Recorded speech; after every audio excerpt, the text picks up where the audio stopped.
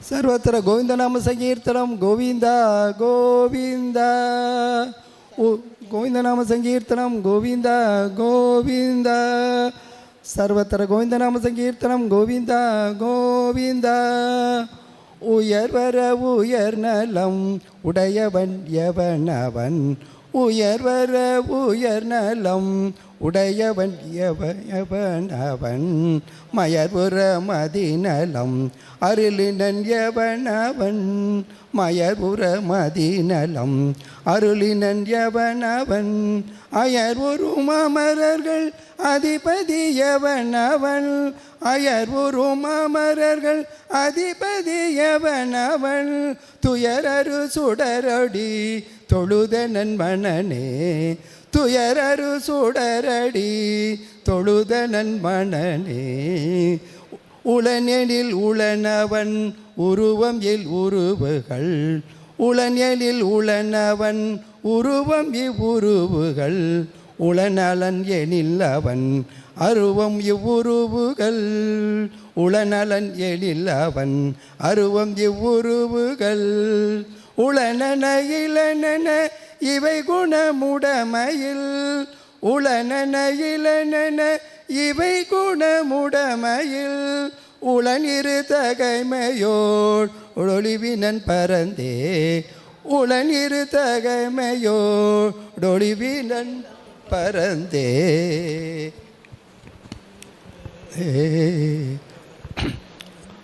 மாறி மாறி பல பிறப்பும் பிறந்து மாறி மாறி பல பிறப்பும் பிறந்து அடியை அடைந்து உள்ளம் தேறி அடியை அடைந்து உள்ளம் தேறி ஈரில் இன்பத்து இரு வெள்ளம் யான் மூழ்கினேன் ஈரில் இன்பத்து இரு வெள்ளம் யான் மூழ்கினேன் மாறி பாரி அசுரர் தம் பல்குலாங்கள்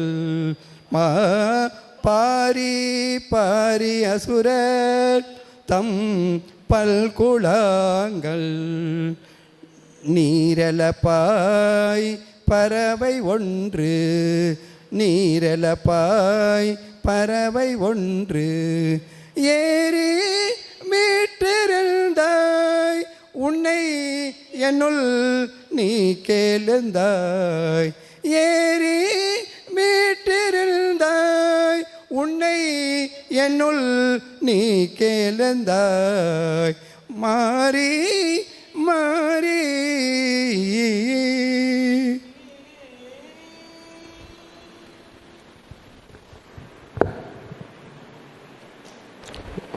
நன்றி சார்.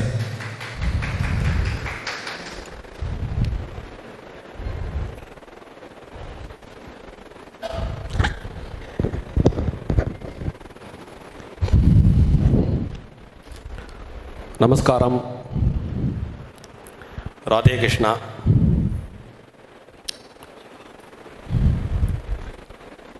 இன்று காலையில் தொடங்கி ஸ்ரீ கிருஷ்ண ஜன்மாஷ்டமியினுடைய சிறப்பு நிகழ்வுகளாக நிறைய நிகழ்வுகள் நடைபெற்று கொண்டிருக்கின்றன. அவற்றின் ஓரங்கமாக இன்று காலை ஸ்ரீவத்சம் நிருத்தாலயா வழங்கிய தசாவதார நர்னா காட்சிகளை கண்டுகளித்தோம். அதன் பின்பு ஸ்ரீவத்சம் ஸ்வராலயா வழங்கிய பாமாலைகளை கேட்டு அனுபவித்தோம். மற்றும் திருவாளர் PK விஸ்வநாதன் மற்றும் ஸ்ரீ ராதாகிருஷ்ண சாஸ்திரிகள் ஆகியோர் வழங்கிய அரும்பெரும் சொற்பொழிவுகளை கேட்டு மகிழ்ந்தோம். இந்த இனிய நன்னாளின் தொடர்ச்சியாக இந்த கிருஷ்ண ஜென்மாஷ்டமி நிகழ்வின் ஓர் அங்கமாக இன்று இந்த இனிய மாலை வேளையில் நம்மாழ்வார் பற்றி சற்று சிந்திக்க உள்ளோம். எண்ணிய முடிதல் வேண்டும், நல்லவே எண்ணல் வேண்டும், திண்ணிய நெஞ்சம் வேண்டும், தெளிந்த நல்லறிவு வேண்டும் என்ற பாரதியின் வரிகளை தியானித்து அடியேன் நம்மாழ்வார் பற்றிய ஒரு சிற்றுரையை ஆன்றவந்தடங்கிய சான்றோர் முன் துவக்குகிறேன். இந்த நன்னாளில் ஆழ்வார்கள் 12 அவர்களில் நம்மாழ்வாரை தேர்ந்தெடுப்பதற்கு ஒரு சில காரணங்கள் உண்டு. இந்த உரையின் இறுதியிலே அதனை நான் தெரியப்படுத்த கடமைப்பட்டிருக்கிறேன். நம்மாழ்வாருக்கும்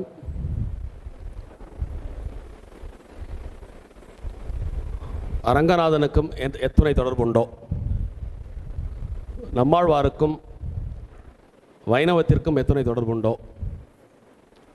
அத்தனை தொடர்பு நம்மாழ்வார்க்கும் நம் ஸ்ரீவத்சத்திற்கும் உண்டு.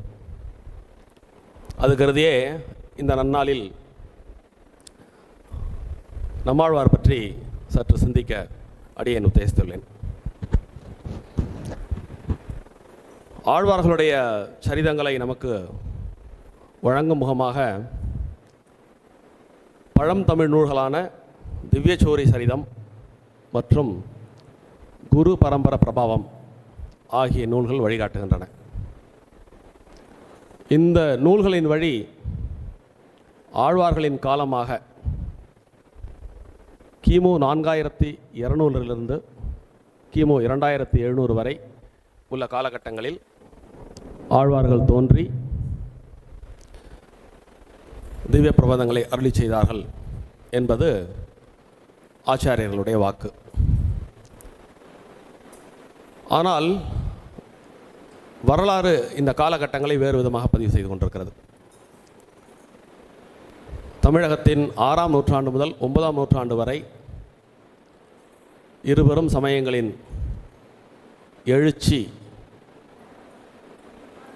ஏற்பட்டு சைவமும் வைணவமும் இருண்ட காலத்திலிருந்து ஒரு உச்சநிலையை அடைந்தது என்பதாக வரலாறு பதிவு செய்து கொண்டிருக்கிறது. இந்த பீடிகை எதுக்கு அப்படின்னு கேட்டிங்கன்னா, ரொம்ப நம்மாழ்வாரோட ரொம்ப தொடர்பு, மிக முக்கிய தொடர்பு கொண்டது. வரலாற்றை பின்னோக்கி பார்த்தோமானால் தொன் தமிழகத்தில் அருசமய வளர்ச்சி என்பது செழித்திருந்தது. சமயம் ஆன்மீக நற்பண்புகளை மக்களிடையே புகுத்தி ஒரு சிறந்த வாழ்வை ஒவ்வொரு சாமானியனும் அடைந்திருந்தான் என்பதற்கு நமக்கு பல்வேறு விதமான இலக்கிய சான்றுகள் உண்டு. நாம் இதற்கு முன்பு ஆண்டாள் சரிதம் பேசும்பொழுது அந்த பழந்தமிழ் நூல்களை பற்றி நான் விவரித்தேன். அந்த பழந்தமிழ் நூல்கள் அருசமயம் எவ்வாறு செழிப்புற்றிருந்தது என்பதையும், பின்னர் வடநாட்டிலிருந்து வந்த சமண புத்த சமயங்கள் எவ்வாறு நம்மை ஆட்கொண்டு நம்முடைய பாரம்பரிய கலாச்சார விழுமியங்களை விழுங்கி ஒரு இருண்ட காலத்தில் தள்ளியது என்பதையும் நாம் சற்று பார்த்தோம். அதிலிருந்து மீண்டு வந்த நாட்களாக கிபி 6ஆம் நூற்றாண்டிலிருந்து 9ஆம் நூற்றாண்டு வரை உள்ள காலகட்டத்தில் சைவத்திற்கு நாயன்மார்களும் வைணவத்திற்கு ஆழ்வார்களும் தோன்றி பழகு தமிழால் இறைவனை பாடி தத்துவங்களை சாதாரண மனிதர்களுக்குள் புகுத்தி மிகச்சிறந்த இழந்துபட்ட விழுமியங்களையும் கலாச்சாரத்தையும் சமயச் செறிவையும் தத்துவச் செறிவையும் வித்திட்டு சென்றார்கள் என்றால் அது சற்றும் மிகையாகாது. தமிழ் என்ற ஒன்றை வைத்துக்கொண்டுதான் புத்தமும் சமணமும் தமிழகத்தில் வேரூன்றி செழித்தது. நாம் பொதுவாக தனித்தனியாக விஷயங்களை பார்க்குறோம். அப்படி தொகுத்து காலக்கண்ணாடி கொண்டு அரசியல் பின்புலம் கொண்டு தொகுத்து பார்த்தால் பல விஷயங்கள் நமக்கு விளங்கும். இங்கு நிறைய ஆசிரியர் பெருமக்கள் இருக்கிறீர்கள். இன்றும் பாடநூட்களில் ஐம்பெரும் காப்பியங்களாக சிலப்பதிகாரம், சீவக சிந்தாமணி, மணிமேகலை, வளையாபதி, குண்டலகேசி ஆகிய ஐம்பெரும் காப்பியங்களாக இவைகளைத்தான் மாணவர்களுக்கு நாம் போதித்துக் கொண்டிருக்கிறோம். நான் படிக்கும் காலையில் எனது தமிழாசிரியரை கேட்டேன், எத்தனையோ நூல்கள் இருக்க இந்த ஐந்தை மற்றும் நாம் ஏன் ஐம்பெரும் காப்பியங்களாக வகைப்படுத்தி இருக்கிறோம் என்று நான் 9ஆம் வகுப்பு படிக்கும்பொழுது என்னுடைய ஆசிரியரை கேட்டேன். அப்பொழுது அவர் மிகவும் யதார்த்தமாக ஒரு பதில் கொடுத்தார். எந்த காப்பியத்தில் அறம், பொருள், இன்பம், வீடு பேறு ஆகிய 4ம் பேசப்பட்டிருக்கிறதோ அவை பெருங்காப்பியம் என்று பதிலளித்தார்.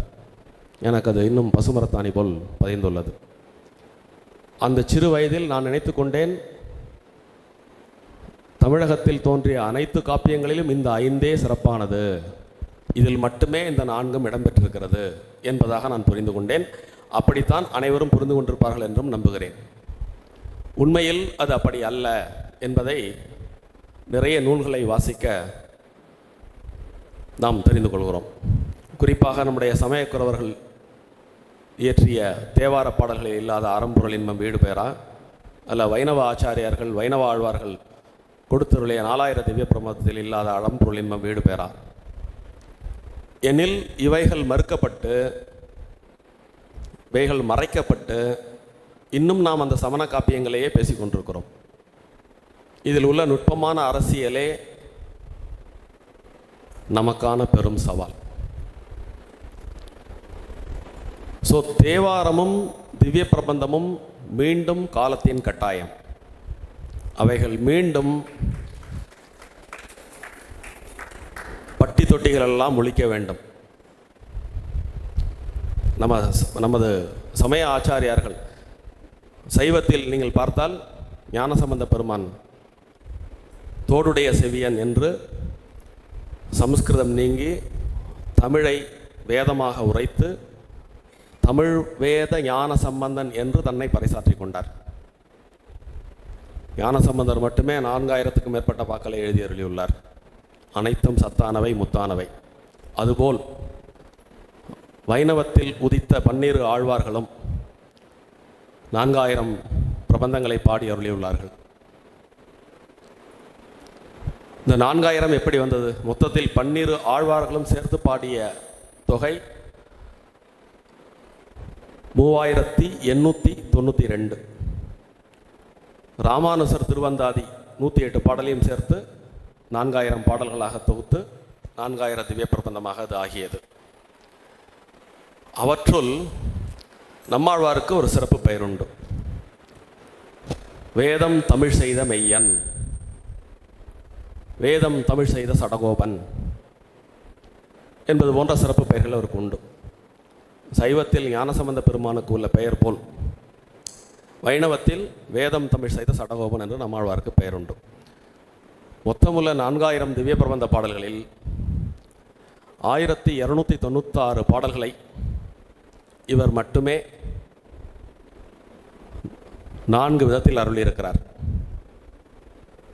இந்த 4ம் 4 வேதத்தினுடைய சாரம் என்பதை அத்தனை ஆச்சாரியர்களுமே ஒத்துக்கொண்டுள்ளனர். வைணவத்தில் நம்மாழ்வாருக்கு உண்டான சிறப்பு ரொம்ப எளிமையாக, வைணவர்கள் யார் இருந்தாலும் சொல்லுவாங்க, நம்மாழ்வார்கள் இன்றி வைணவம் இல்லை. நம்மாழ்வாருக்கு அப்படி ஒரு ஏற்றம் உண்டு.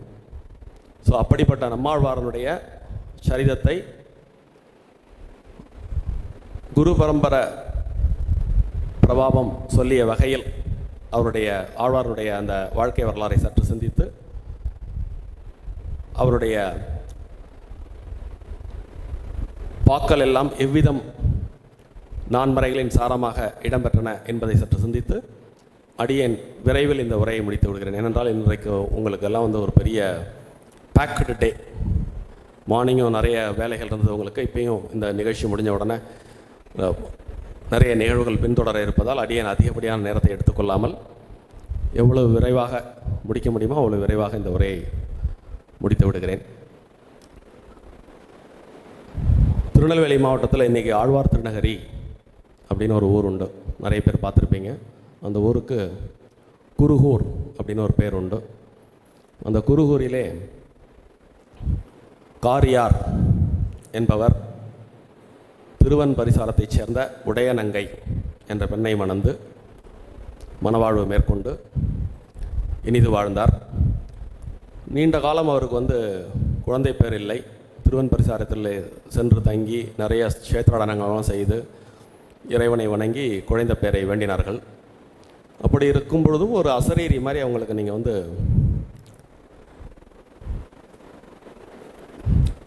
தோன்றி இறைவனே உங்களுக்கு திருவயிறு வாய்க்கப் போகிறான், அதனால் கவலை கொள்ளற்க என்று சொல்லி அவர் திருக்குறுங்குடி என்ற திருப்பதியை அடைந்து அங்குள்ள இறைவனை பாடி பணிந்து இருக்கிறார்கள். அப்பொழுது இறைவன் பிரத்யட்சமாகி உங்களுக்கு என்ன வேண்டும் அப்படின்னு கேட்குறார். இவர் உன் அம்சத்தில் எனக்கு ஒரு குழந்தை வேண்டும் அப்படின்னு கேட்குறார். சரியாக கேட்குறார். நீங்கள் இங்கே ஞானசம்பந்தருக்கும் நம்மாழ்வாருக்கும் மீண்டும் இந்த இடத்துல ஒரு ஒத்துமை. ஞானசம்பந்த பெருமானும் சிவபாரதி ஹிருதயரும் பகவதி அம்மையாரும் கடவுளை வேண்டி கடவுள் பிரத்யட்சமான போது எப்படிப்பட்ட குழந்தை வேண்டும் அப்படிங்கும்பொழுது உன் அம்சத்தில் குழந்தை வேண்டும் என்று கேட்கிறார்கள். அதே மாதிரி அவர் பிறந்து தமிழ் வேதத்தை சைவத்தில் நிலைநாட்டினார். அது மாதிரி இவங்களும் கேட்குறாங்க, உன் அம்சத்தில் வேண்டும், உன் போல் வேண்டும் அப்படின்னு கேட்கும்பொழுது என் போல் அப்படின்னு முடியாது, யாமே வருகிறோம் அப்படின்னு சொல்லி பெருமான் அருளி செய்கிறார். அதுபோல் அவருக்கு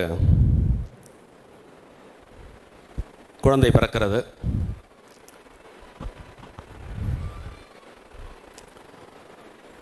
பிறந்த குழந்தை மற்ற இயல்பாக எல்லா குழந்தைகளும் பிறந்தவுடன் அழுவது போல், தாயிடம் பால் உண்ணது போல் இல்லாமல் பேசாமல் அப்படியே இருக்கு. ஆனால் உயிர் இருக்கு, மூச்சு விடுது, அசையாமல் இருக்கு. இவங்களுக்கு ரொம்ப கவலையாக போயிடுது. இருந்தாலும் அவங்க இறைவனிடம் தவமிருந்து பெற்ற குழந்தை என்பதால் அவங்க ரெண்டு பேரும் பயப்படலை.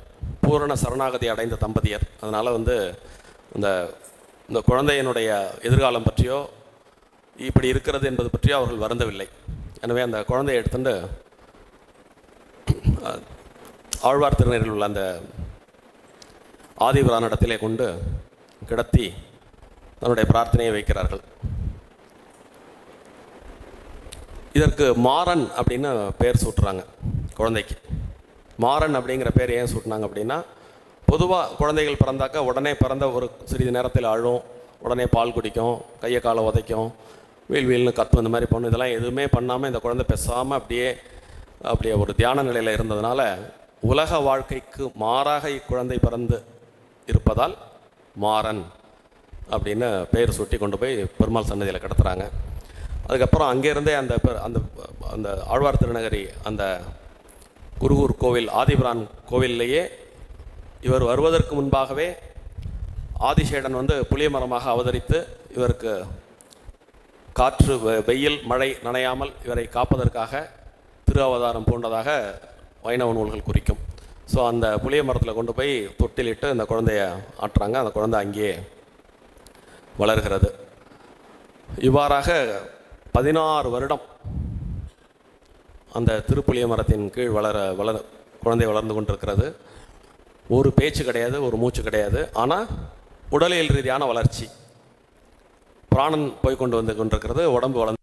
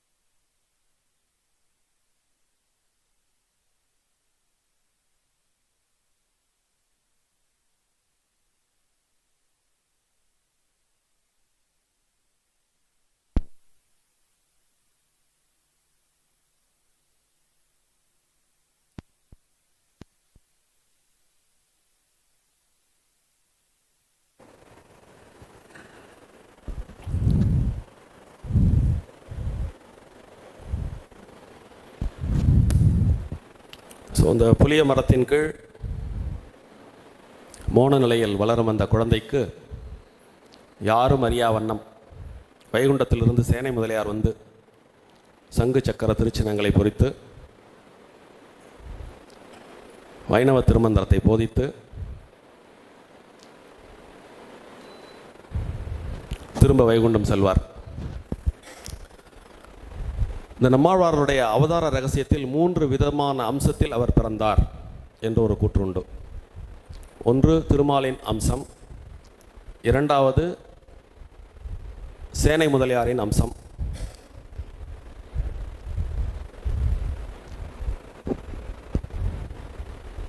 மூன்றாவது திருமாலின் மார்பில் இருக்கக்கூடிய கௌஸ்துபத்தின் அம்சம். ஸோ இந்த 3 அம்சத்தையும் கொண்டு சடகோபன் அவதரித்தார் என்று கூறுவர். இந்த சடகோபன் என்ற சொல்லுக்கும் ஒரு சிறப்பு பொருள் உண்டு. அன்னையின் வயிற்றில் இருக்கும் பொழுது அஞ்ஞானம் நீங்கிய பரம்பொருளுடன் தொடர்பில் உலகில் உள்ள அத்தனை குழந்தைகளுமே இருக்கும். கருவறையிலிருந்து வெளிவந்தவுடன் சடம் என்ற வாயு தீண்டி அறியாமைக்கு ஆட்பட்டு அப்படி அழறது தான் அந்த கூக்குரல். ஐயோ, எப்படி இன்புற்றிருந்தேன், இறைவனுடன் இரண்டர கலந்து அந்த மகிழ்ச்சியோடு இருந்த நான் எல்லாவற்றையும் மறந்து விட்டேனே, மீண்டும் எனக்கு அந்த நிலை எப்பொழுது கிடைக்கும் அப்படின்னு நினச்சி தான் குழந்தைங்க முதல்ல அழ ஆரம்பிக்கிறதா. மீண்டும் நான் எப்படி அந்த தாயின் கருவறையில் இருந்த அந்த இறை இன்பத்தை நான் இப்பொழுது அடைவது, அதை நான் எவ்வாறு பெறுவது, அது எனக்கு கிடைக்குமோ கிடைக்காதோ என்ற எண்ணத்தில் தான் குழந்தைகள் முதலில் அழத் துவங்குகிறது என்பதாக ஞானிகளின் வாக்கு. ஆனால் நம்மாழ்வார் பிறக்கும் பொழுது கருவறையிலிருந்து வெளிவரும் பொழுது அந்த சடம் என்ற வாயு அவரை தீண்ட முற்படும் பொழுதே உம்காரம் கொட்டி அதனை கோபித்து விரட்டி அடித்து விடுகிறார். அதனால் அவருக்கு சடகோபன் என்ற ஒரு திருநாமமும் உண்டு, காரிமாறன் என்ற திருநாமமும் உண்டு, பராங்குசன் என்ற திருநாமமும் உண்டு. ஒவ்வொன்றுக்கு பின்னாடியுமே ஒரு பெயர் காரணம் உண்டு. காரியார் வயிற்றில் உதித்த மாறன் என்பது பாண்டிய குலத்தில் வந்த அரச மரபில் வந்த குலத்தில் வந்தவர்களுக்கு வழங்கப்படும் அடைமொழி. நம்மாழ்வார் குறித்து 2 விதமான தகவல்கள் உண்டு. அவர் வேளாண்குடியில் பிறந்தார் என்று ஒரு தகவல், இல்லை அவர் சிற்றரச மரபில் உதித்தார் என்று ஒரு தகவல். சிற்றரசர் மரபில் உதித்தார் என்பதற்கு சில சான்றுகள் உண்டு. திருவழுதி நாடன் என்று அவர் ஒரு 2-3 இடங்களில் குறிக்கப்படுகிறார். அதனால் அவர் ஒரு அரச பரம்பரையில் வந்தவர் என்பதாகவே எடுத்துக்கொண்டு நாம் மேற்கொண்டு பயணிப்போம். ஸோ அதனால் காரிமாறன் என்ற சொல் காரியார் வயிற்றில் பிறந்ததனால் காரிமாறன், சடம் என்ற வாயுவை வென்றதால் சடகோபன், பராங்குசன் என்ற பெயர் உண்டு. இந்த பராங்குசன் என்ற பெயருக்கும் 2 விதமான அர்த்தங்களை ஆச்சாரிய பெருமக்கள் வகுத்துள்ளனர். ஒன்று, பரசமயத்தவர்கள் வெல்ல முடியாதபடி தத்துவ கருத்துக்களையும் செறிவான தமிழையும் கொண்டு அனைவரையும் வெல்லக்கூடிய ஆயுதத்தை பெற்றவர் என்ற பொருளில் ஒன்று வழங்குவர். இன்னொன்று, இவர் தன்னுடைய பாடல்களிலால் இறைவனாகிய பரம்பொருளையே வசப்படுத்தி விட்டார், பரத்தை தன்னுடைய பக்தி என்ற அங்குசம் கொண்டு வென்றதால் பராங்குசன் என்ற பெயர் பெற்றார் என்றும் சடகோபன் ஆகிய நம்மாழ்வாருக்கு ஒரு சிறப்புண்டு. பராங்குச நாயகி என்ற ஒரு பெண்பார் பெயரும் உண்டு. ஏன் அப்படின்னு கேட்டிங்கன்னா, இவர் பாடிய பாடல்களில் திருவிருத்தம் அப்படின்னு ஒரு பகுதி உண்டு. அந்த திருவிருத்தத்திலே 100 பாடல்கள் உண்டு. அந்த 100 பாக்களில் இறைவனை தலைவனாகவும் தன்னை நாயகியாகவும் பாவித்து அவர் பாடல்களை இயற்றியிருப்பார். அதனால் அவருக்கு பராங்குச நாயகி என்றும் பெயர் உண்டு. இதெல்லாம் ஒரு பின்னாடி வர வேண்டியது நான் கொஞ்சம் முன்னாடியே சொல்லிட்டேன். ஏன் அப்படின்னு கேட்டிங்கன்னா, இந்த 16 வயசில் இவர் வளர்ந்து வாலிப வயது அடைந்தும் கூட வாயை திறந்து ஒரு வார்த்தை அவர் பேசலை.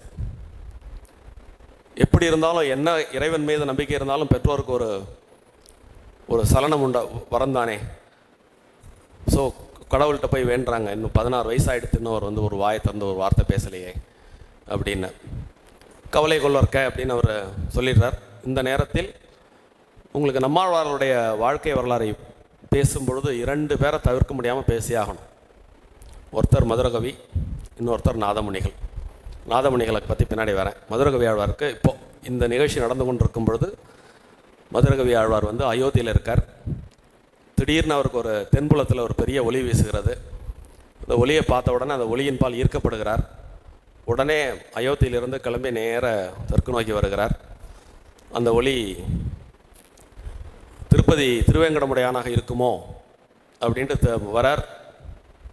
திருவேங்கடமலைக்கு வந்த உடனே இன்னும் தெற்க தெரியறது. உடனே சரி திருவரங்கமாக இருக்குமோ அப்படின்னு விரைந்து திருவரங்கம் வருகிறார். திருவரங்கம் வந்த பிறகு இன்னும் கொஞ்சம் தெற்க போகிறது. ஓஹோ, திருமாலிருஞ்சோலையிலிருந்து வீசுகிறது போலும் இந்த ஒளி அப்படின்னு திருமாலிருஞ்சோலை போகிறார். அதற்கும் தெற்கே அந்த ஒளி போகிறது. அந்த ஒளியை பார்த்து கொண்டே வந்து ஆழ்வார் திருநகரியை அடைகிறார். அந்த ஒளி கரெக்டாக அந்த புளிய மரம் வரைக்கும் கொண்டு வந்து விட்டுறது. அங்கே பார்த்தா அங்கே சடகோபன் தியானத்திலே இருக்கிறார். இவருக்கு அவர் பார்த்த உடனே உயிர் இருக்கான்னு கிட்ட போய் இப்படி மூக்கு கிட்ட இப்படி விரல வச்சு பார்க்குறார். பிராணன் ஓடின்னு இருக்கு. இவர் ஏதோ பேசுவாரோ, யாரோ பெரிய யோகி மாதிரி இருக்கார், இவர் பேசுகிறாரா மாட்டாரா பார்ப்போம் அப்படின்னு சொல்லிட்டு ஒரு கல்லை எடுத்து பக்கத்தில் சவுண்ட் வர்ற மாதிரி போடுறார். போட்டோன்னே பளிச்சுன்னு இப்போ நம்மலாம் இந்த பல சினிமாக்களில் பார்த்துருப்போம், கோமாவில் இருக்கிறவங்க திடீர்னு அப்படி கண் சிமிட்டுவாங்கல்ல, அந்த மாதிரி டக்குன்னு ஒரு கண் சிமிட்டல் தெரிகிறது. இவருக்கு பயங்கர உற்சாகம் வந்துடுறது. வந்த உடனே ரொம்ப முக்கியமான ஒரு டைலாக் நீங்கள் பல முறை கேள்விப்பட்டிருப்பீங்க. ஏன்னா இவர் ஒரு ஆழ்வார், அவர் ஒரு ஆழ்வார். அப்போ அதுக்கு ஸ்டாண்டர்ட் வேணும்ல, கேட்குற கேள்விக்கு ஒரு ஸ்டாண்டர்ட் வேணும், சொல்கிற பதிலுக்கு ஒரு ஸ்டாண்டர்ட் வேணும். அதனால் எடுத்த உடனே அவர் வந்து ஒரு கான்வர்சேஷன் எப்படி ஓப்பன் பண்ணுறதுனா ஒரு கேள்வியின் மூலியமாக ஓப்பன் பண்ணுகிறார். அவர் இது வரைக்கும் பேசினதே இல்லை. அவர் பேசுவாரா மாட்டாரா தெரியாது. ஆனால் ஒரு பெரிய பிரம்மாண்டமான ஒரு தத்துவார்த்தமான ஒரு கேள்வியை அவர் முன்னாடி முன்வைக்கிறார். சத்ததின் வயிற்றில் சிறியது பிறந்தால் எத்தை தின்று எங்கே கிடக்கும் அப்படின்னு மதுரகவி ஆழ்வார் கேட்குறார். உடனடியாக இதுவரை பேசாத சடகோபன் முதல் முறையாக வாய் திறந்து அத்தை தின்று அங்கே கிடக்கும் அப்படின்னு பயங்கர ஒரு உற்சாகமாக ஒரு பதில் சொல்கிறார். பொதுவாகவே இந்த நிகழ்ச்சியை அடியேன் ஒரு விதமாக ஒரு இன்டர்பிரட்டேஷனில் சொல்ல ஆசைப்படுறேன்.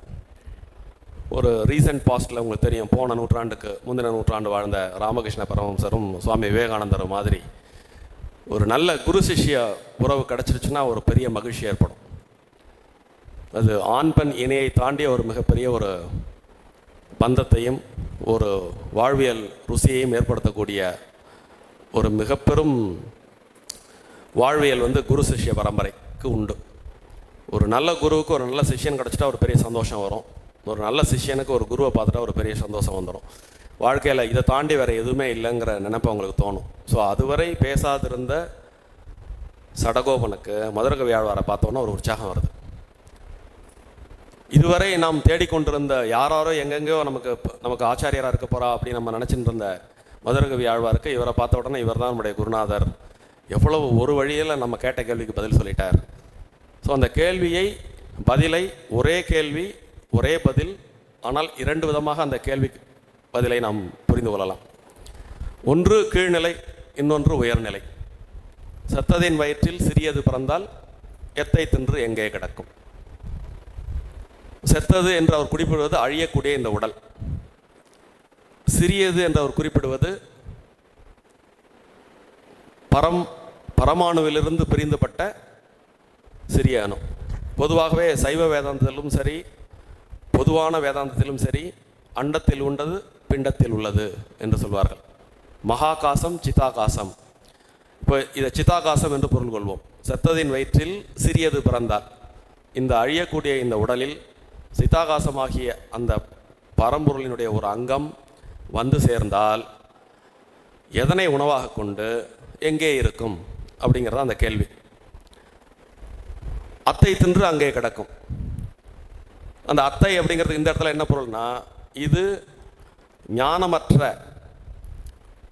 பூர்வ ஜென்மத்தில் புண்ணியங்கள் பெறாத பாவ ஆத்மாவாக இருந்தால், பரமாத்மா பற்றிய நினைவற்ற ஒரு ஜீவாத்மாவாக அது இருந்தால், மீண்டும் மீண்டும் ஐம்புலன் உணர்வுக்கு ஆட்பட்டு பிறவிச் சூழலில் மயங்கி அங்கேயே கிடக்கும் என்பதாக ஒரு பொருள்.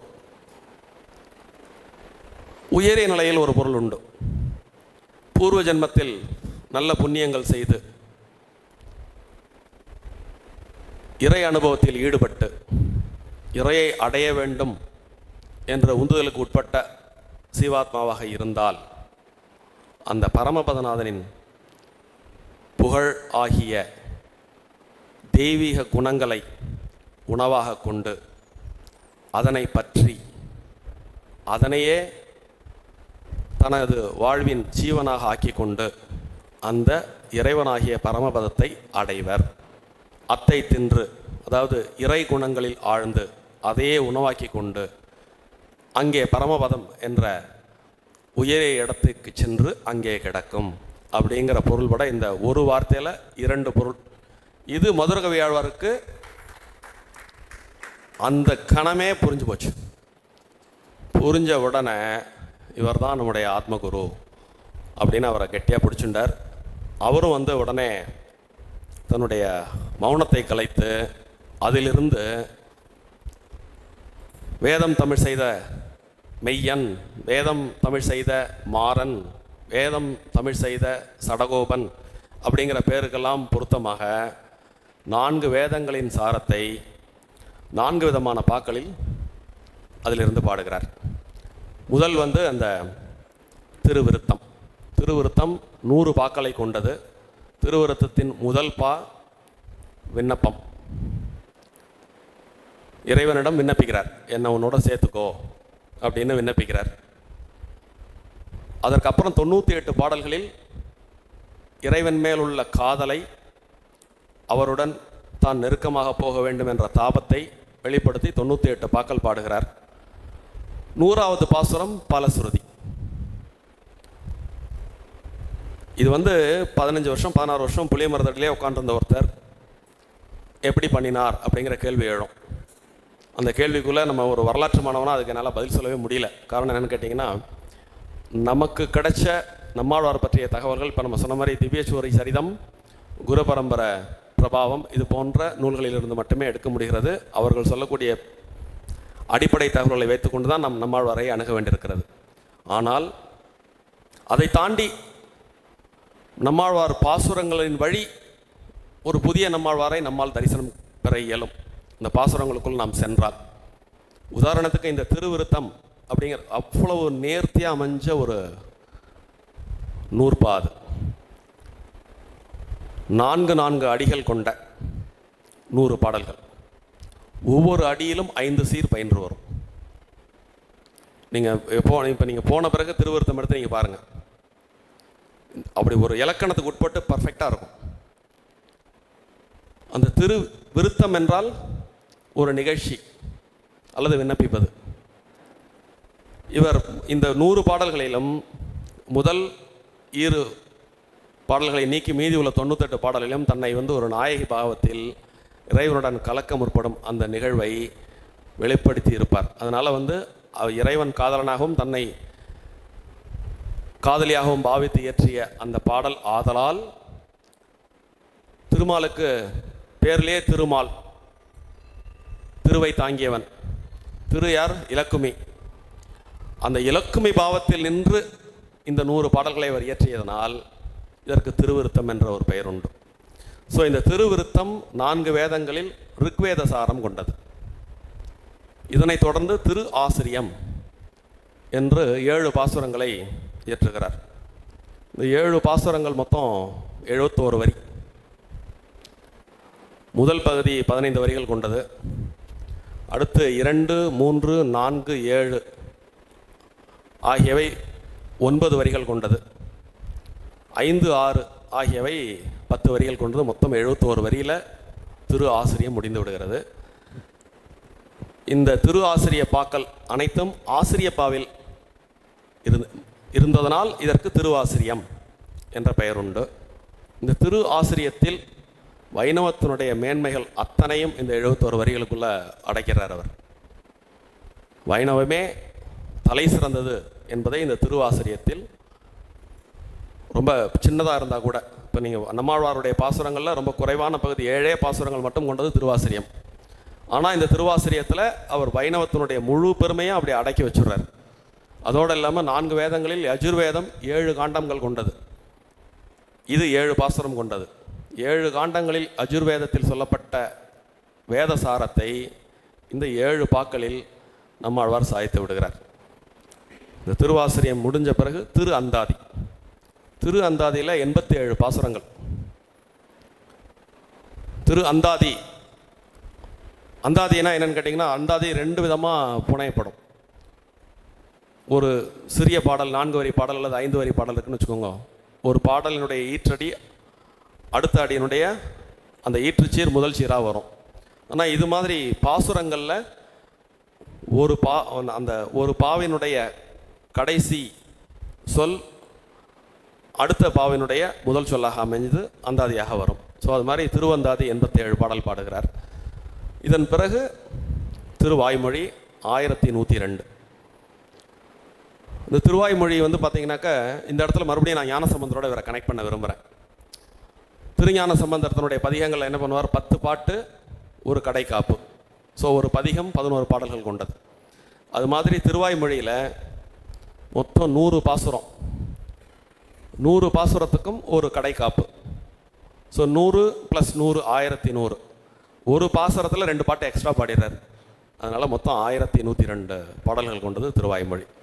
இந்த திருவாய்மொழி நீங்கள் திருவாய்மொழி பாட்டு தான் முதல் பாட்டாக இங்கே திரு தியாகராஜன் அவர்கள் பாடினார். ஒரு பாடின உடனே எனக்கு பளிச்சின ஒரு சடகோபர் என்ற பெயர் காரணம் ஞாபகம் வந்தது. சட என்ற வாயுவை கொட்டி கோபித்து அடக்கி வென்றதால் சடகோபன் அப்படின்னு நம்ம சொன்னோம் இல்லையா. இந்த திருவாய்மொழியை உகரம் கொண்டு தொடங்கியிருப்பார். எப்படி தோடுடைய செவியனில் தகரம் கொண்டு திருஞான சம்பந்தர் தொடங்கினாரோ அது மாதிரி திருவாய்மொழி இவர் செய்த வேதம், நம்மாழ்வார் தமிழ் செய்த வேதம். ஸோ அதை அந்த ஊ என்பது ஆ ஊ மா, அந்த ஓமனுடைய ஓங்காரத்தை பிரித்தோம்னா ஆ ஊ மா வரும். திருவாய்மொழியில் இவர் அப்படியே ஊ ஆ மா அப்படி பிரிக்கிறார். ஏன் அப்படின்னு கேட்டிங்கனாக்கா, பிரம்மா வேதத்தை படைத்தார் அப்படின்னு நமக்கு தெரியும். அந்த பிரம்மாவை பெருமாள் தன்னுடைய நாபி கமலத்திலிருந்து கொண்டு வருவார். ஸோ நாபி கமலத்திலிருந்து பிரம்மா உதித்து அந்த பிரம்மாவிற்கு 4 வேதங்களையும் வேதநாராயண பெருமாளாக இருந்து பெருமாள் உபதேசிப்பதால் அந்த ஊ என்ற சொல்லுக்கு மையப்பகுதியாக விளங்குவது வயிற்றுப்பகுதி. அதனால் இவர் நம்மாழ்வார் தன்னுடைய அந்த திருவாய்மொழியை உகரத்தில் ஆரம்பிப்பார். இவர் இங்கே பாடின உடனே தோணின செய்தி இது. தேங்க்யூ சார், அதை நினைவூட்டினதுக்கு நன்றி. ஸோ 1102 பாடல்கள். இப்போது நம்மாழ்வார்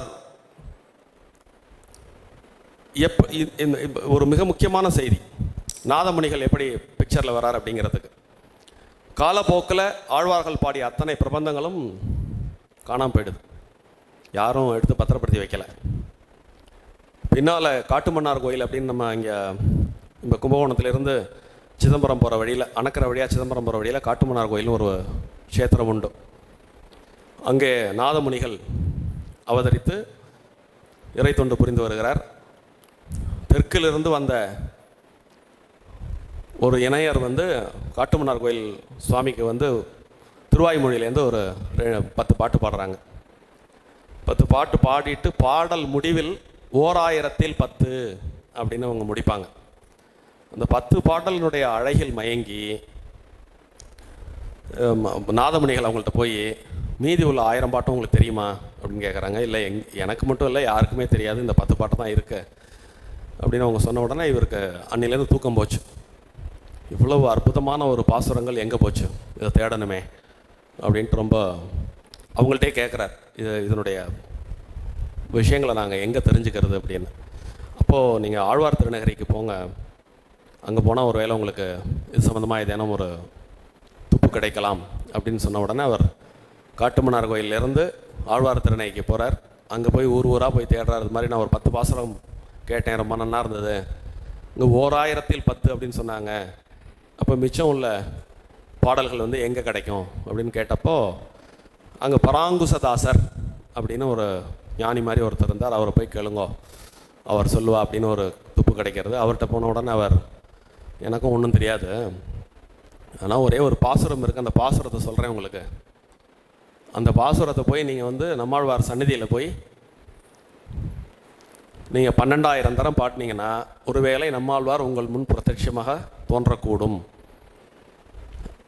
அப்படின்ட்டு இந்த மதுரகவி ஆழ்வார் இயற்றிய கண்ணினும் சிறுத்தாம்பு அப்படிங்கிற பாசுரத்தை அந்த பராங்குசதாசர் நாதமுனிகள்கிட்ட கொடுக்குறார். நாதமுனிகள் போய் ஆழ்வார் திருநகரி கோவிலில் 12,000 முறை தியானித்து சொல்கிறார். சொன்னோம்னா நம்மாழ்வார் பிரத்யட்சமாகிறார். என்ன வேண்டும் அப்படின்னு கேட்குறார். நீங்கள் பாடி அருளிய அனைத்து பாசுரங்களும் மற்றும் உள்ள ஆழ்வார் பாசுரங்களும் வேண்டும். ரொம்ப கவனமாக கேட்குறார். கேட்ட உடனே இந்த 4,000 கொடுக்குறார்.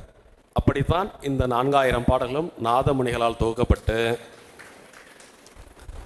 தமிழ் கூறும் நல்லுலகுக்கும் பக்த உள்ளங்களுக்கும் வழங்கப்பட்டது. போன முறை ஆண்டாள் ஸ்பீச் சொல்லும்பொழுது ஒரு சின்ன அனெக்டோட் ஒன்று சொன்னேன். எப்படின்னு கேட்டிங்கன்னா, அந்த காழியூர் சேஷாத்ரி அப்படிங்கிறவர் வைணவத்தை பற்றி ஒரு இன்ட்ரடக்ஷன் கொடுப்பார். அந்த இன்ட்ரொடக்ஷனில் ரொம்ப அழகாக ஒரு 4 வரியில் எப்படி வைணவம் தழைத்துவங்கியது அப்படின்னு ஒரு 4 வரியில் ஒரு ஜிஸ்ட் ஒன்று கொடுப்பார். அந்த ஜிஸ்ட் ஸ்ரீமன் நாராயணனே கருங்கடல், அந்த கருங்கடலில் சுவாதந்தரியம் என்ற உப்பு சேர்ந்தது. நம்மாழ்வார் என்ற மேகம் ஸ்ரீமன் நாராயணனுடைய அருளால் அந்த உப்பு நீங்கிய நன்னீரை கிரகித்து நாதமுனிகள் என்ற மழையில் பெய்வித்து உய்யக்கொண்டார் மணக்கால் நம்பி என்ற அருவிகளின் மூலம் ஆலவந்தார் என்ற ஆற்றில் கலந்து ராமானுச பேரேரியை வந்தடைந்தது. இந்த ராமானுச பேரேரியிலிருந்து சிம்மாசனமாகிய 74 மதகுகள் மூலம் சேதனமாகிய பயிருக்கு வைணவ நீர் பாய்ச்சப்பட்டது அப்படின்னு சொல்லியிருப்பார். இப்போ நீங்கள் பாருங்க, இதில் எடுங்க. தொடக்கம் நம்மாழ்வார், முடிவு ராமானுசர். இவா 2 பேருக்கும் வைணவத்தில் கிடைக்கக்கூடிய ஏற்றத்தை நீங்கள் நல்லா தெரிஞ்சுக்கலாம். நம்மாழ்வார் தான் அந்த ஸ்ரீமன் நாராயணனுடைய முழுமையான விஷயங்களை உள்வாங்கி நாதமுனிகள்கிட்ட கொடுக்குறார். நாதமுனிகள்கிட்டேருந்து உய்யக்கொண்டாரும் மணக்கால் நம்பியும் அந்த அறிவை வாங்கி கொண்டு ஆலவந்தாரிடம் ஒப்படைச்சு, ஆலவந்தார் அப்படி வரிசையாக இந்த வைணவம் என்ற அறிவு ராமானுசரை அடைந்து ராமானுசர் மூலியமாக பல்கி பெருகியது அப்படின்னு நம்ம பார்க்குறோம்.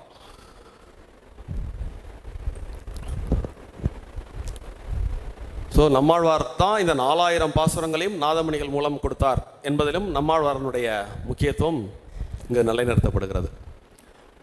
சரி, அதுக்கும் ஸ்ரீவத்சத்துக்கும் என்ன சம்பந்தம்?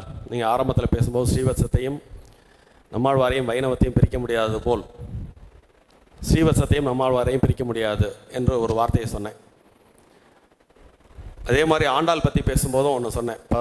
12 ஆழ்வார்களில் 11 ஆழ்வார்கள் பாடிய பாசுரம் ஒரு பக்கம் வைத்தால், ஆண்டாள் எழுதிய பாசுரம் ஒரு பக்கம் வைத்தால் ரெண்டும் நிறையாக இருக்கும் அப்படின்னு. வைணவத்திலே ஒரு மிகப்பெரிய நம்பிக்கை உண்டு. நம்மாழ்வார் அனைத்து ஆழ்வார்களையும் உள்ளடக்கியவராக கருதப்பட்டு போற்றப்பட்டு வருகிறார். நம்மாழ்வாருடைய அந்த தலை பூதத்தாழ்வார், கண்கள் 2 பொய்கையாழ்வார் பேயாழ்வார், முகம் பெரியாழ்வார், கழுத்து திருமழிசை ஆழ்வார், 2 கைகள் குலசேகர ஆழ்வார் திருப்பானாழ்வார், மார்பு தொண்டரடிப்பொடி ஆழ்வார், நாபி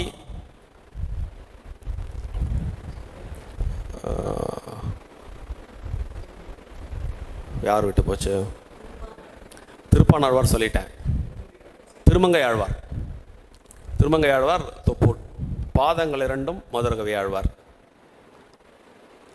இப்படி ஆழ்வார்கள் அனைவரையும் தாங்கி கொண்டு பாதங்களாக நம்மாழ்வாராக இருக்கிறார். திருமாலின் திருவடியாக சடகோபர் இருக்கிறார். சடகோபம் என்ற தமிழிலும் சடாரி என்ற வடமொழியிலும் வழங்கப்படும் நம்மாழ்வாரே நாம் பெருமாள் கோயில்களில் தாங்கி கொள்ளும் சடாரி. எந்த கோயிலில் போய் நம்ம சடாரி வாங்கி கொண்டாலும் பெருமாளின் திருப்பாதங்களாக இருந்து நம்மாழ்வார் நம்மை அருள் செய்கிறார் அப்படின்னு நம்ம அதில் புரிந்து கொள்ளலாம். இப்போது இந்த 11 ஆழ்வார்களையும் தன்னகத்தே கொண்டிருக்கிறார். நான் பல இடத்துல பார்த்துட்டேன், 12 ஆழ்வாரோடைய அம்சமா 11 ஆழ்வாரோட அம்சமா அப்படின்னு. பல நூல்களை திருப்பி தெளிவாக புரிந்து கொண்டேன். எல்லாருமே 11 ஆழ்வார்களை மட்டும் தான் சொல்கிறாங்க, 12வது ஆழ்வாராக ஆண்டாளை இதில் சேர்க்கவே இல்லை. ஸோ இந்த 11 ஆண் ஆழ்வார்களுடைய அவதாரமாகவே நம்மாழ்வாரை குறிக்கிறார்கள்.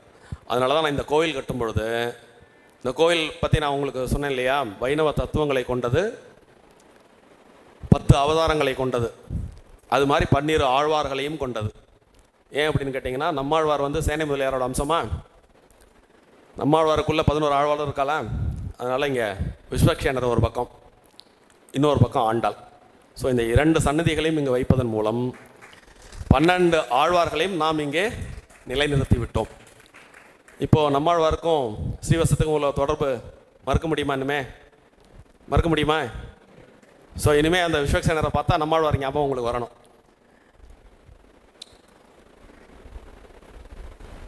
வேறு இன்னொரு செய்தி ஏதோ ஒன்று சொன்னேன் இல்லையா, நம்மாழ்வாருடைய இன்னொரு அம்சம், திருமாலுடைய அம்சம், சேனை முதலியாரின் அம்சம், ஸ்ரீவத்சம் என்ற கௌஸ்துபத்தின் அம்சம். ஸோ இந்த இடத்துக்கான பெயர் வந்து ஸ்ரீவத்சத்துக்கும் நம்மாழ்வாருக்கும் நெருங்கிய தொடர்பு உண்டு. ஸோ இப்போ அதனால தான் அடியேன் இந்த கிருஷ்ண ஜென்மாஷ்டமியில் வந்து நம்மாழ்வாரை பற்றி கொஞ்சம் நேரம் சிந்திக்கலாம் அப்படின்னு கொஞ்சம் இந்த தலைப்பை எடுத்துட்டு, நம்மாழ்வாருடைய தமிழ் அன்பிலீவபிள்.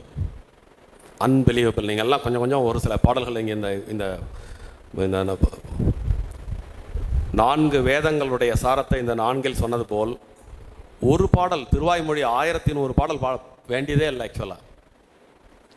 இதையும் பின்னாடி ராமானுசர் சுருக்கி 100 பாடலாக மணவாள மாமுனிகள் வந்து இந்த 1100 பாடல்களில் உள்ள சாரத்தை சுருக்கி ஒரு 100 பாடல்களில் நம்மாழ்வார் திருவந்தாதி அப்படின்னு ஒன்று தனியாக கொடுத்து அந்த சாரத்தை கொடுத்துருப்பார். ஒரு பாட்டு 2, அந்த முதல் பாட்டிலே உங்களுக்கு கம்ப்ளீட்டாக இறைஞானம் பெறக்கூடிய பெரும் பாட்டு அது. இப்போ ஒரு இங்கே பாடினாரே உயர்வர அந்த 4 வரி பாடலை மட்டும் நீங்கள் வீட்டுக்கு போனோன்னா எடுத்து படித்து பாருங்க, நேர வைகுண்டம் போன ஒரு ஃபீல் கிடைக்கும். இவருடைய இந்த மகத்துவத்தை இன்றளவிலும், நம்மாழ்வாருடைய மகத்துவத்தை இன்றளவிலும் நீங்கள் வந்து வைகுண்ட ஏகாதசி தெரியும் இல்லையா, அவங்களுக்கு ஒரு மிகப்பெரிய விழாவாக வைணவர்களால் கொண்டாடப்படுவது. இந்த வைகுண்ட ஏகாதசிக்கும் நம்மாழ்வாருக்கும் பெரிய தொடர்புண்டு. ராப்பத்து பகழ்பத்துன்னு 2 பெரு நிகழ்ச்சிகள் நடக்கும். இதில் ராப்பத்தில் வந்து ஏகாதசி தொடங்கி ஒரு 10 நாள் வந்து நம்மாழ்வார் பாசுரங்கள் மட்டும் டெய்லி 100 பாடல்களாக அங்கே பாடப்படும். முடிவில் நம்மாழ்வார் வந்து சொர்க்கம் போகக்கூடிய காட்சி, அப்போ திறக்கக்கூடிய பரமபத வாசல் தான் நம்மெல்லாம் பார்க்கக்கூடிய பரமபத வாசல். கலியுகத்தில் முதலில் பரமபதத்தை அடைந்த மகான் நம்மாழ்வார் என்று வைணவம் பதிவிட்டிருக்கிறது. அவர் மூலமாக நாமும் அந்த பரமபதத்தை அடைவோம். வைணவம் வந்து ரொம்ப அழகான சூத்திரங்கள் கொண்டது. அதனால தான் அது வந்து ரொம்ப ஒரு கட்டுக்கோப்பாகவும் ஸ்டெடியாகவும் இருக்குது. ஒரு ஃபார்முலா இல்லாமல் ஒரு காரியம் நடக்காது வைணவத்தில். நம்மாழ்வார் தொடங்கி அத்தனை ஆழ்வார்களும் ஒரு விஷயத்தை வந்து பக்தர்களுக்கு போதிக்கிறார்கள். அது என்ன அப்படின்னு கேட்டிங்கன்னா, வைணவத்தினுடைய 5 கூறுகளில் ஒன்று உபாயம், இறைவனை அடையக்கூடிய உபாயம். அந்த உபாயமாக நேரடியாக நீங்கள் ஒரு ஆச்சாரியார் துணை இல்லாமல் கொண்டு போய் நீங்கள் ஒரு சரணாகதி அடைஞ்சால் இறைவனை அடையலாம். அதுக்கான பாசிபிலிட்டி ரொம்ப குறைச்சல். அதனால் ஒரு ஆச்சாரியாரை துணை கொண்டு போவதுதான் பெட்டர் அப்படிங்கிற மாதிரி எல்லாருமே சொல்லியிருப்பாள். அதை எவ்வளவு அழுத்தி சொல்லியிருப்பாங்க அப்படின்னு கேட்டிங்கன்னா, தெய்வம் பிழைத்தால் ஆச்சாரியார் துணை கொண்டு உய்யலாம், ஆச்சாரியாரை பகைத்தால் தெய்வம் துணை கொண்டும் உய்ய முடியாது அப்படின்னு ஒரு சரியான ஃபார்முலா. அந்த ஃபார்முலாவில் தான் வைணவம் கடுமையாக இயங்கி கொண்டிருக்கிறது.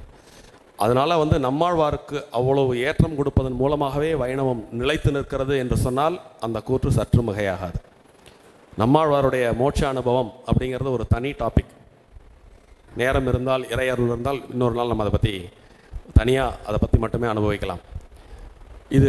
இந்த ராப்பத்து பகல் 10 நிகழ்ச்சியில் ராமானுசர் காலம் வரை திருமங்கை மன்னன் ஆட்சி பண்ண போகிற டைமில் இந்த நிகழ்ச்சி வரும்பொழுது ஒரு திருவோலை செய்வித்து, அதாவது நம்மாழ்வாரை இன்வைட் பண்ணி ஆழ்வார் திருநகரைக்கு அனுப்பப்படும். அங்கு மதுரகவி ஆழ்வாரால் நிலைநிறுத்தப்பெற்ற நம்மாழ்வாருடைய படிமம் ஆழ்வார் திருநகரிலிருந்து திருவரங்கத்துக்கு வரும்.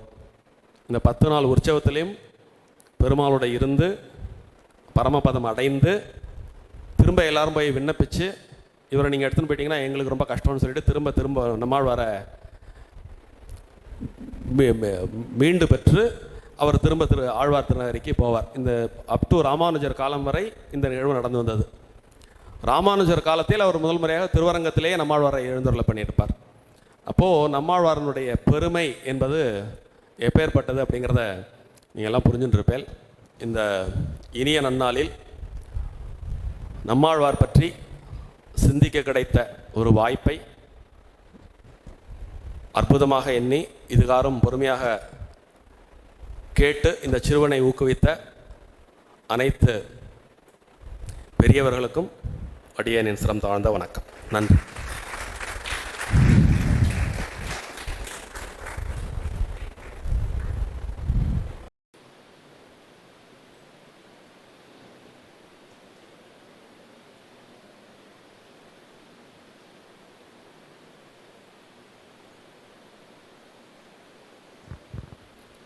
எல்லோருக்கும் மாலை வணக்கங்கள். இன்றைக்கி நம்ம மிக அருமையான ஒரு சொற்பொழிவு, அது சொற்பொழிவுன்னு சொல்லதை விட பகிர்தல், இனிமையான பகிர்வு நம்மளோட சீதாராமன் சார் பகிர்ந்துட்டார். நம்மாழ்வாருங்கிற ஆழ்வார் பெருமானை பற்றி. ஆழ்வார் பெருமான் சொல்கிறத விட நாராயணனுடைய அம்சம்னு சொல்லிட்டார் இல்லையா, நம்மெல்லாம் கேட்டுட்டோம். அவருடைய திருவடி அப்படின்னா வேறு என்ன வேணும்? சுவாமிக்கிட்ட போனால் என்ன கேட்போம்? அவருடைய திருவடியை தானே தொடரோம், நம்ம பிடிச்சிக்கிறோம் கெட்டியாக. எதை படித்தாலும் திருவடியை கெட்டியாக பிடிச்சிக்கோன்னு சொல்கிறான்னா, இப்போ அந்த திருவடியின் பெருமையை பற்றி நம்மாழ்வாருங்கிற நாமதேயத்தில் வந்த பெருமாளுடைய திருவடியை பற்றியே அதனுடைய பிரபாவத்தை பற்றி முழுசாக கேட்டோம். அப்பேற்பட்ட அந்த 1 மணி நேரம் நமக்கு போரலை, இன்னும் நிறையா இருக்குதுன்னு சொல்லிட்டார். வேறு சிந்தனையே இல்லாமல் நம்மாழ்வாரை பற்றி பல அரிய விஷயங்களை நாம் தெரிஞ்சுட்டோம். இன்றைக்கி அந்த பகிர்தல் மூலமாக மிகுந்த ஆனந்தத்தோடு இருக்குது. இன்றைக்கி ஜென்மாஷ்டமி அன்னைக்கு பெருமாளுடைய திருவடியின் பெருமையை பற்றி கேட்டு ஆனந்தப்பட்ட அனைவருக்கும் நமஸ்காரங்கள். சாருக்கும் என்னுடைய வாழ்த்துக்கள்.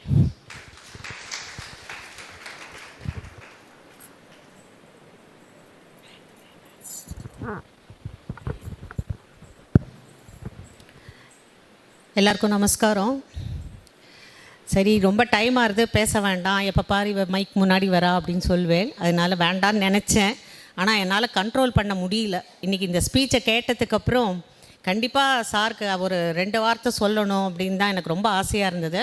அதனால் சாரோட ஸ்பீச் சாதாரணமாக எல்லாரும் கதை சொல்கிற மாதிரி இருக்காது. என்னமோ ஒரு பெரிய ரிசர்ச் பேப்பர் நம்ம படிக்கிற மாதிரி இருக்கும். அதே மாதிரி இன்றைக்கி நிறைய ஒரு விஷயங்கள் சொன்னார். முதல் விஷயம் நம்மளை தாக்கினது 50 காப்பியங்கள்னு. இனிமே நாம் எதை சொல்லணும்? அதாவது நமக்கெல்லாம் அது ஒரு பாடம் புரிஞ்சுருப்பேன்னு நினைக்கிறேன். இப்போ இருக்கிற கால சூழ்நிலையில் 50 காப்பியங்கள்னு நம்ம எதை சொல்லி நம்ம எதை சப்போர்ட் பண்ணணும்? 4000 திவ்ய பிரபந்தம், தேவாரம், திருவாச்சகம் சொல்லிட்டார் அவர். ஸோ அது ஆல்ரெடி நம்ம ஆரம்பிச்சிட்டோம் ஸ்ரீவத்சத்தில். இன்னும் அதை முழுமையாக அதை கடைப்பிடித்து அதை இன்னும் மேலே நம்ம வளர செய்யணும். அதை முதல் நமக்கெல்லாம் ஒரு ஹிண்ட் கொடுத்துட்டார். ஸோ அதை நாங்கள் பண்ணிடுறோம் சார் கண்டிப்பாக. செகண்ட், அவர் சொன்னதில் எனக்கு இன்னும் ரொம்ப பிடிச்சது அந்த கம்பேரிசன். எப்படி நம்மாழ்வாரோட ஒர்க்கெல்லாம் வேதத்தோடு எப்படி அவர் கம்பேர் பண்ணார், எப்படி யஜுர்வேதம், எப்படி ரிக்வேதம் அப்படின்னு அவர் சொன்னார். 7 காண்டம் இதில், 7 காண்டம் இதில். அந்த comparative study was really interesting. அது ஒன்று எனக்கு ரொம்ப ஒரு அப்பீலிங்காக இருந்தது. இன்னொன்று, பராங்குச நாயக்கி அப்படின்னு சொல்லிட்டு அவர் அதை எப்படி சொன்னார்னா ஸ்ரீதேவியோட அம்சம். அது ஒரு கம்பேரிசன் சொன்னார். அதுவும் எனக்கு ரொம்ப பிடிச்சது. சாதாரணமாக பராங்குச நாயகின்னு சொல்லுவோம், திருமாலை நினச்சி ஸ்ரீதேவி பாடின மாதிரி அவர் சொன்ன அந்த கம்பேரிசன், அதுவும் எனக்கு ரொம்ப பிடிச்சது. இன்னொன்று, செத்தத்தின் வயிற்றில் சிறியது கிடந்தால் எத்தை தின்று அது எங்கே கிடக்கும்னது, அத்தை தின்று அங்கே கிடக்கும். அதுக்கு 2 விதமான ஒரு கம்பேரிசன், கீழ்நிலை அண்டு மேல்நிலை. That was really amazing. நிறையா பெரியவாள்லாம் படிச்சிருப்பேள் அதெல்லாம் பற்றி. பட் எங்களுக்கு வந்து அந்த 2 கம்பேரிசன் வந்து இன்றைக்கி ரொம்ப அருமையாக புரிஞ்சுது. அது ஒன்று. அதுக்கப்புறம் வந்து நிறைய விஷயங்கள் இதை வந்து இன்னொரு தடவை நம்ம போட்டு கேட்டால் தான் இன்னும் சில அருமையான விஷயங்கள்லாம் நமக்கு காதுக்குப்படும். அதே மாதிரி நம்மாழ்வார் பெருமாளோட அம்சங்களில் எப்படி நம்மாழ்வார் வந்து திருப்பாதத்தில் வந்து நமக்கு சடாரியாக வரார் அப்படிங்கிறத சொன்னார். அதோட நம்ம எல்லாரும் பெருமைப்படும்படியாக சந்தோஷப்படும்படியாக ஸ்ரீவத்சத்துக்கும் நம்மாழ்வாருக்கும் எப்படி ஒரு கம்பேரிசன் எப்படி வந்திருக்குன்னு அப்போ தான் நமக்கு தெரியறது எவ்வளோ ஒரு உன்னதமான இடத்துல பெருமாளும் நம்மளை கொண்டு இங்கே சேர்த்துருக்கார். நமக்கெல்லாம் எவ்வளோ ஒரு புண்ணியம் பண்ணியிருந்தா போன ஜென்மத்தில் நம்மளாம் இந்த மாதிரி ஒரு இடத்துல வந்து இத்தனை தெய்வீகத்தன்மையோடு இருக்கிற இடத்துல பார்த்து பார்த்து கட்டியிருக்கார். ஆண்டாள் சொல்கிறச்சே ஆண்டாளையும் விஸ்வக்சேனரையும் அந்த கம்பேரிசனில் சொன்னார். எப்படி அந்த பரம் யூகம் விபவம் அதை வச்சு பண்ண அந்தர்யாமி அர்ச்சனம் அது சொன்னார். இன்றைக்கி சொல்கிறச்சே பார்த்தேன்னா நம்மாழ்வாரை கம்பேர் பண்ணி அதெல்லாம் மனசில் வச்சுட்டு நான் விஸ்வக்சேனர் ஆண்டாள் இது சொன்னேன் அப்படிங்கிறார். ஸோ இதெல்லாம் அவர் வந்து பார்த்து பார்த்து யோசித்து செதுக்கி இருக்கிற இந்த ஒரு இடத்துல நம்மெல்லாம் ரொம்ப புண்ணியம் பண்ணி இங்கே வந்திருக்கோம். இந்த மாதிரி ஒரு சத்சங்கம்க்கு கேட்குறதுக்கும் கொடுத்து வச்சுருக்கணும். சாதாரணமாக கட்டுறவா கட்டிட்டு போயிடுவா, நம்ம ஏதோ வாடகை கொடுத்துன்னு வந்து இருப்போம், வேலை வாங்கின்னு வந்து இருப்போம். பட் அவர் சொல்ல இந்த இடத்தோட மகிமை வந்து இன்னும் கூடிகிட்டே போகிறது. ஸோ ஒரு நிமிஷமும் நாம் வந்து ஆண்டவனுக்கு நன்றி சொல்லணும். இதே மாதிரி எல்லாரும் சந்தோஷமாக நிறைய சத்சங்கம் கேட்டு இன்னும் பிரபந்தம் பாடணும், தேவாரம் பாடணும், திருவாச்சகம் பண்ணிட்டு இருக்கோம். இன்னும் நிறைய பண்ணணும் அப்படின்னு ஆண்டவனை பிரார்த்தித்துண்டு இந்த உரையை முடிச்சுக்கொள்கிறேன். வணக்கம்.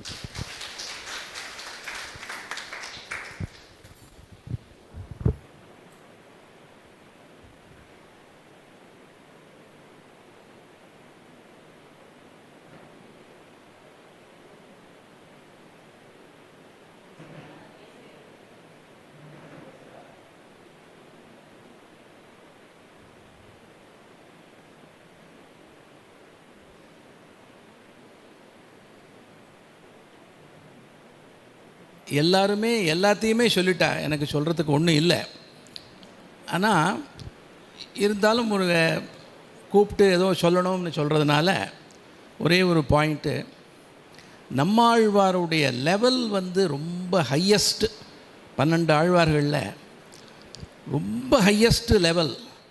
ஆழ்வார்களையும் நாயன்மார்களையும் ஒப்பிட்டு பார்த்தா நம்மாழ்வார் ஞானசம்பந்தர் அப்படிங்கிற ஒரு கோணத்தில் பார்க்கலாம். ஆனால் ஞான லெவலில் ஒப்பிட்டு பார்க்கும்போது எனக்கு என்னமோ நம்மாழ்வார் மாணிக்க வாசகர் மாதிரி ஒரு metaphysical poet with highest kind, பெரிய பிறவி ஞானி. மாணிக்க வாசகர் எப்படி திருவாசகம் பண்ணியிருக்காரோ அந்த திருவாசகத்தை படித்தா எல்லாருக்கும் தெரியும், லெவல் வந்து ஒரு தனி level. So foremost among the Alvars Nammalvar. செத்ததின் வயத்தில் சிறியது பிறந்தால் எத்ததை தின்று எங்கே கிடக்கும், அதுக்கு நிறைய வியாக்கியானம் சொல்லிட்டார் சீதாராமன். அந்த வாழ்க்கை வரலாறை சங்கிரகம் பண்ணி ரொம்ப அழகாக அரை மணி நேரத்தில் ஒரு 40 நிமிஷத்தில் அது அப்படியே அந்த எசன்ஸை அந்த ரசத்தை சீதாராமன் கொடுத்துருக்கார். நான் இன்னும் யோஜனை பண்ணிகிட்ருக்கேன், இதில் மாணிக்க வாசகர் மாதிரி ஒரு தொடர்பு நம்மாழ்வாருக்கு இருக்குமோ, நம்மாழ்வாரையும் மாணிக்க வாசகரையும் ஒரு தராசில் வச்சா ரெண்டும் அப்படியே ஒரே லெவலில் இருக்குமோ அப்படின்னு என் மனசில் தோன்றுறது. ஆனால் அதுக்கு எனக்கு விடை உடனே இல்லை, ஆனால் இருக்கும்னு நான் நம்புகிறேன். Thank you for. உடனே இருக்குது எப்படின்னு கேட்டீங்கன்னா, தேவாரத்தில் வந்து அவன் அருளாலே அவன் தாழ் வணங்கி அப்படின்னு சொன்னது மாணிக்க வாசகர் தான். அதே மாதிரி 12 ஆழ்வார்களில் அவன் அருளாலே அவன் தாழ் வணங்கி என்ற பொருள்பட எந்த ஒன்றும் அவனன்றி அசையாது, பாடுறதும் அவனே, அவன் நினச்சாதான் நம்ம வந்து பிறக்க முடியும், வளர முடியும், அவனுடைய அருளை பேச முடியும் அப்படின்னு மாணிக்க வாசகர் சொன்னது மாதிரியே வைணவத்தில் சொன்ன ஒரே ஆழ்வார் நம்மாழ்வாரே. அதே மாதிரி வேதம் தமிழ் செய்த சடகோபன் அப்படின்னு நம்ம சொன்னோம் இல்லையா, இங்கே எல்லாரும் சந்தியாவந்தனம் பண்ணுறவா இருக்கா. சந்தியாவந்தனத்தில் வந்து திக்வந்தனத்தில் வந்து ஒரு மந்திரம் வரும். அந்த 3வது இந்த இதெல்லாம் முடிஞ்ச உடனே ஆகாசாத் பதிதந்தோயம் யதா கச்சதி சாகரம் சர்வதேவ நமஸ்காரக கேசவம் பிரதிகச்சதி ஸ்ரீ கேசவம் பிரதிகட்சதி ஓம் நம இதி அப்படின்னு ஒரு மந்திரம் வரும். இந்த பொருள் பட உலகில் எந்த தெய்வத்தை எவரொருவர் எவ்வாறு வணங்கினாலும் அந்த வணக்கம் திருமாலையே சென்றடையும் அப்படிங்கிற பொருள்பட திருவாய்மொழியில் ஒரு பாட்டு பாடியிருக்கார். ஸோ அந்த முதல்ல திருவிருத்தம் வந்து ரிக்வேதம், திருவாசிரியம் யஜுர்வேதம், திரு அந்தாதி வந்து அதர்வண வேதம், திருவாய்மொழி வந்து சாமவேதம். ஸோ இந்த 4 வகையாக அவர் பண்ணுதலையும் 4 விதமான வேதசாரங்களையும் தமிழில் கொண்டு வந்துடுறார். அதனால் மாணிக்க வாசகருக்கும் நம்மாழ்வாருக்கும் நீங்கள் நினைத்தது மாதிரி மிக நெருங்கிய சிந்தனை தொடர்பு உண்டு. தேங்க்யூ.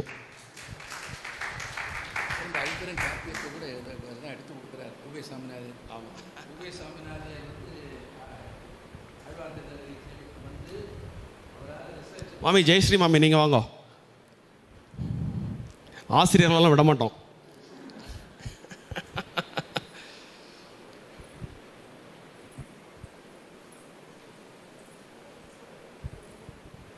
நமஸ்காரம்.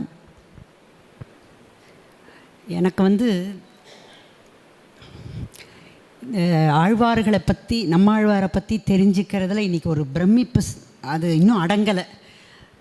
நிறைய விஷயம் இருக்குது. எனக்கு பிடிச்சது என்னென்னா, பேசினா நம்மாழ்வாரை பற்றி மட்டுமே பேசாமல், வைஷ்ணவ சித்தாந்தத்தை பற்றி மட்டும் பேசாமல், இவர் எப்படி வந்து சைவத்தையும் வைஷ்ணவத்தையும் ஒரு பிரிட்ஜ் பண்ணி அங்கே இருக்கிற நாயன்மார்களையும் ஆழ்வார்களுடைய அவளுடைய அற்புதமான படைப்புகளை எப்படி அவரால் அதை ஒரு லிங்க் பண்ணி சொல்ல முடியாது. நான் இன்னும் அந்த கம்பேரிட்டிவ் அனாலிசிஸில் ஐ எம் ஸோ ஆஸ்ட்ரக்.